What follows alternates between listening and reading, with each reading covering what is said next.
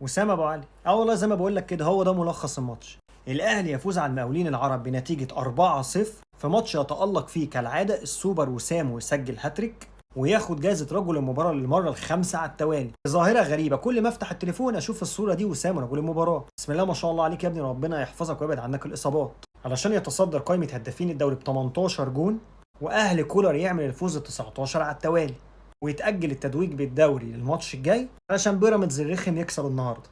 وملخص الماتش في السريع: جون اول استلامه حلوه ولفه ولا احلى من وسام ابو علي علشان يبدا الشوط الثاني، وسام ابو علي باسيست جميل من رامي ربيعه يفنشها كالعاده ولا اروع.